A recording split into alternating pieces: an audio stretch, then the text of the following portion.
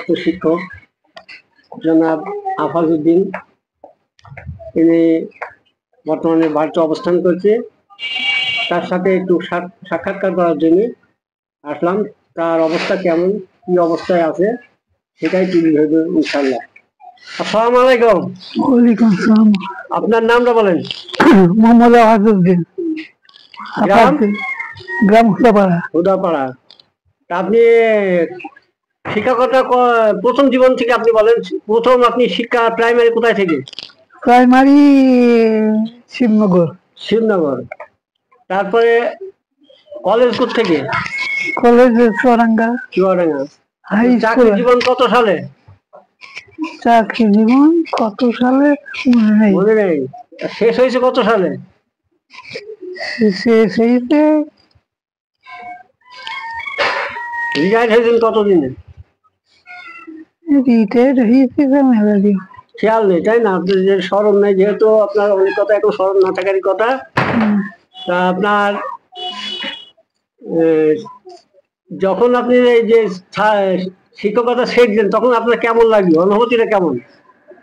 অনুভূতি অবশ্য এমন কোনো অনুভূতি অবশ্যই হয়েছে, যেহেতু আপনি একটা চাকরি ছাড়ছেন, ছাত্র ছাত্রীদের আপনি যে ভালোবাসতেন তাদের কাছ থেকে দূরে সরে যাচ্ছেন, একটু খারাপ তো লাগারই কথা।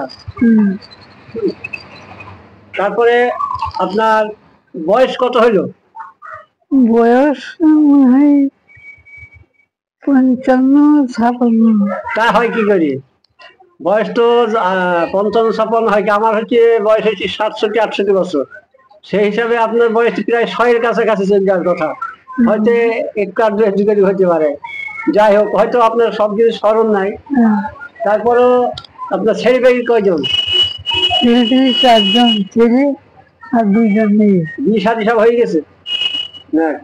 এখন সব ছেলে সব একসঙ্গে আছে? সব চাকরি করছি। বড়রা কি করে? বড়রা চাকরি করে। মেজোটা চাকরি করে। তাহলে সবই চাকরি দিয়ে, তাহলে মানে বেকার কেউ নেই? বেকার আছে ছোটরা। চাষবাস তো আছে, জমি জায়গা রয়েছে আপনার, সবকিছু তো আপনার, সবদিকে ভালো। নাতিনি কেমন আছেন? ভালোই আছেন তাই না? আমরাও চাই যে শেষ জীবনে আপনি নাতি নিয়ে একটু ভালোভাবে থাকেন। আশা করি বাড়ি আলি কি আছে? বাড়ি আলি চলে গেছে তাই না? কতদিন হইলো চলে গেছে? তাও 10-12 বছর। এতদিন আপনি একা কিভাবে আছেন?